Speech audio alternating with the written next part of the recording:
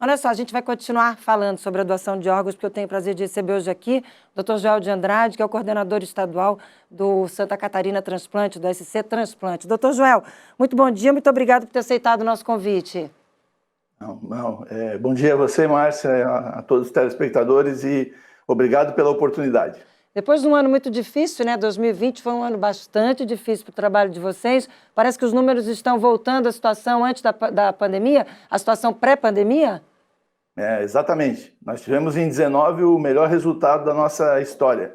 Um resultado absolutamente marcante, porque ao final de 19 nós acumulamos 47,4 doadores por milhão de população, ficando 2 pontos atrás do melhor resultado do mundo, que é o da Espanha.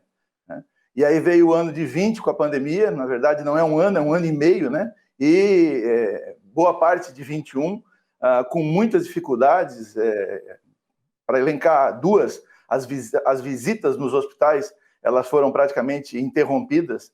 Então, entrevistar famílias à distância é algo tremendamente difícil e gera uma sensação de insatisfação. E, além disso, outras questões estruturais, que todos os recursos foram voltados para o tratamento dos pacientes com Covid.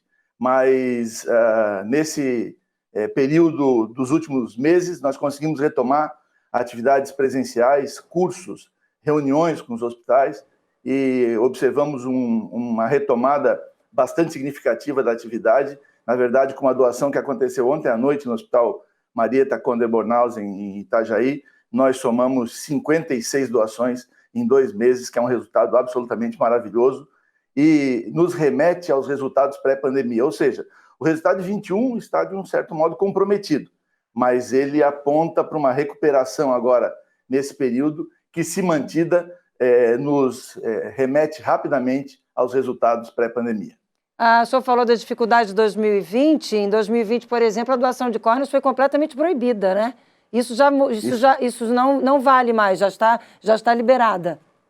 Exatamente. Desde o ano passado, a atividade foi retomada a partir do mês de setembro. Na verdade, em setembro saem as orientações, até retomar de verdade outubro. Mas o impacto, para que se tenha uma noção, Santa Catarina, antes da pandemia, era um dos poucos estados do Brasil que tinha fila zero de córnea. O que significa isso? 60 pacientes em lista e um prazo de execução do procedimento não superior a 2 meses.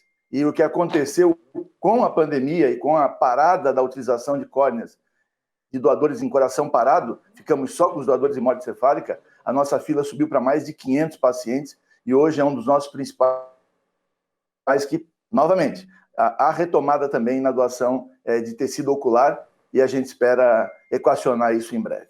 Doutor Joel, o senhor falou da dificuldade de entrevistar familiares à distância. Vamos explicar o porquê de entrevistar familiares, porque a decisão passa pelos familiares, né, de autorizar a doação? Exatamente.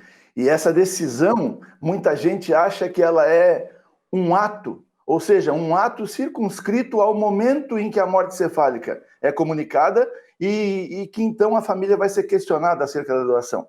Não, isso é um processo. Desde que a família traz o seu familiar para o hospital, todas as visitas que existem, todo o tratamento que é dado a essa família do ponto de vista, desde a recepção do hospital, a recepção da UTI, a conversa com os médicos e enfermeiros, tudo isso leva a uma decisão final por tratar, ou por doar ou não esses órgãos, né? E o que aconteceu na pandemia foi o isolamento, sem visitas, uma informação diária por telefone.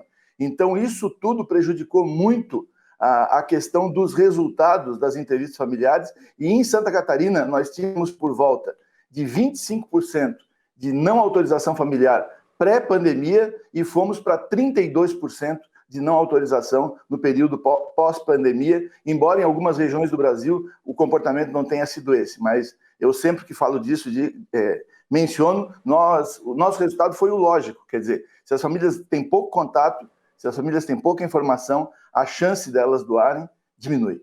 Então, isso fica como um alerta no sentido que, se a pessoa é doadora, ela precisa comunicar isso aos seus parentes, ela precisa dizer, olha, se me acontecer alguma coisa, eu sou doador de órgãos, é isso?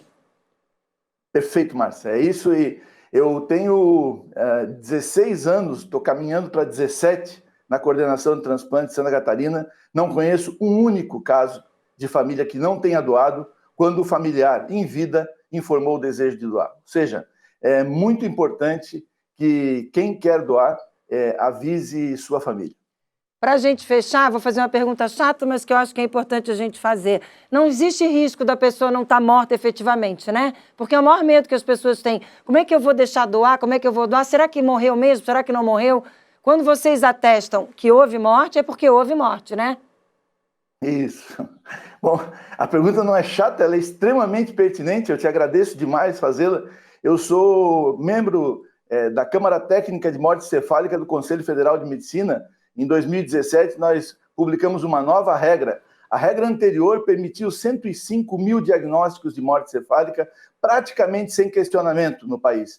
E a regra nova ainda é muito mais segura, porque ela vem com várias inovações. Uma delas é um checklist de pré-requisitos em relação à condição do potencial do paciente em potencial morte cefálica, para que ele seja analisado ponto a ponto. Então, se aqueles 5 critérios são cumpridos, a chance de ser um falso positivo é absolutamente nula. E nós não temos diagnósticos ou registro de diagnóstico falso positivo de morte cefálica no nosso meio e nem algo significativo relatado no Brasil. Doutor Joel, então, para fechar, no Dia Nacional da Doação de Órgãos, fico alerta. Fale sobre o assunto, né? Converse sobre o assunto em casa, em família, e decidam entre vocês, digam o que vocês pensam sobre o assunto e informem, né, aos familiares qual é a decisão, certo? Acho que é importante a gente usar essa informação no dia de hoje, fazer esse alerta no dia de hoje, né? Exato. Se você é um doador, fale com sua família. Se você tem um doador na família, respeite a vontade dele. Valeu, doutor Joel de Andrade, muito obrigada, parabéns pelo seu belo trabalho aí à frente da SC Transplante. Conte sempre com a gente aqui no SC Noir para falar sobre esse assunto que é tão importante para todos nós. Obrigada, viu? Um ótimo dia, até uma próxima oportunidade. Obrigado a vocês.